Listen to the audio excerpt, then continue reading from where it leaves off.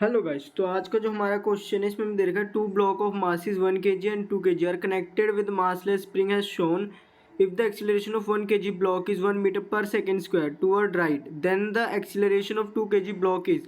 और हमें यहाँ पे एक डायग्राम दे रखा है और यहाँ पे हमें 4 ऑप्शन दे रखे हैं। तो इस क्वेश्चन में आप देख सकते हैं कि हमें ना 1 kg जो ब्लॉक है इसका हमें एक्सीलरेशन दे रखा है और हमें पता है इस 1 kg ब्लॉक का एक्सीलरेशन क्यों आएगा, क्योंकि इसके ऊपर एक फोर्स लग रही होगी और वो फोर्स कौन सी है, टेंशन की फोर्स। और आप बता सकते हैं कि टेंशन की फोर्स हमें इस क्वेश्चन में किस डायरेक्शन में लग रही होगी। तो आप कह सकते हैं कि जो 1 kg वाला ब्लॉक है इस पे जो टेंशन की फोर्स होगी वो 1 kg पे राइट हैंड डायरेक्शन में लग रही होगी, तभी तो ये ब्लॉक राइट हैंड डायरेक्शन में मूव करेगा।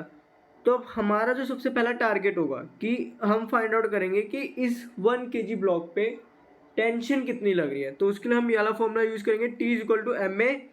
यहाँ पे जो हमारा एम है वो 1 kg है क्योंकि ब्लॉक का मास हमें क्वेश्चन में 1 kg दे रखा है और एक्सीलरेशन भी यहाँ पे हमें 1 दे रखा है। तो यहाँ से जो हमारा टेंशन आ रहा है वो आ रहा है 1 न्यूटन।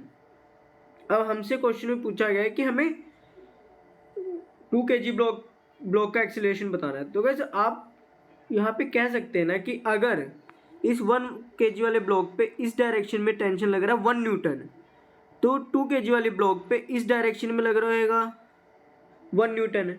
ये गाइस हम कह सकते हैं ना, क्योंकि आपको पता है कि स्प्रिंग क्या होगी, जब ये 5 न्यूटन का फोर्स लगेगा इस पर तो स्प्रिंग खींचेगी, लेकिन स्प्रिंग इस 2 kg वाले ब्लॉक को इस डायरेक्शन में खींचेगी ना।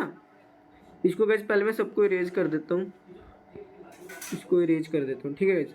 तो गाइस हमें पता है कि जब इस 2 kg वाले ब्लॉक पे 5 न्यूटन का फोर्स लगेगा तो जो स्प्रिंग होगी वो खींचेगी और स्प्रिंग क्या करेगी कि जो ये 2 kg का ब्लॉक है इस पर टेंशन लगाएगी इस वाले डायरेक्शन में।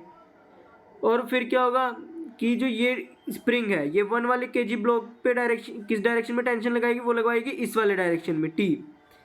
तो गैस अब हम यहाँ पे हमें ये भी पता है कि जो ये दोनों टी हैं ये सेम होंगे। तो गैस अगर ये वाला टी जो हमारे लेफ्ट हैंड साइड वाला टी है अगर ये 1 न्यूटन है तो मैं ये कह सकता हूँ ना कि जो राइट हैंड साइड वाला टी होगा ये भी तो 1 न्यूटन होगा।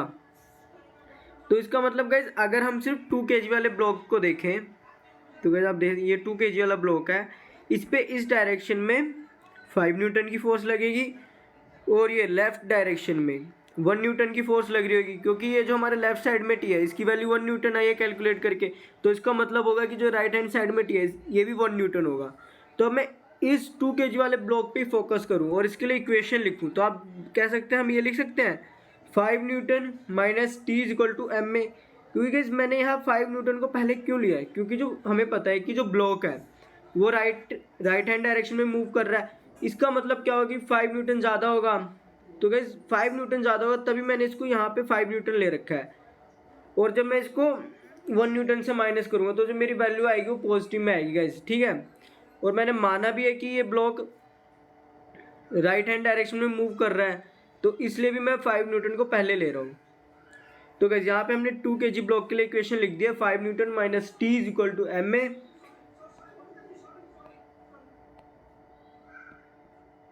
और यहाँ पे गाइस टी की जगह मैंने पुट कर दिया 1 न्यूटन। तो यहाँ से आप देख सकते हैं हमारा कि 5 में से अगर मैंने 1 माइनस किया तो मेरा आ जाएगा 4।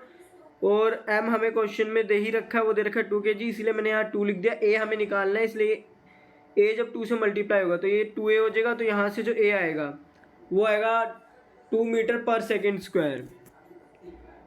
तो गाइस इस हिसाब से हम कह सकते हैं कि जो इस क्वेश्चन के लिए सही ऑप्शन होगा वो होगा ऑप्शन नंबर 4। और अगर आपको कोई डाउट है तो कमेंट सेक्शन में बताइएगा। Thank you guys.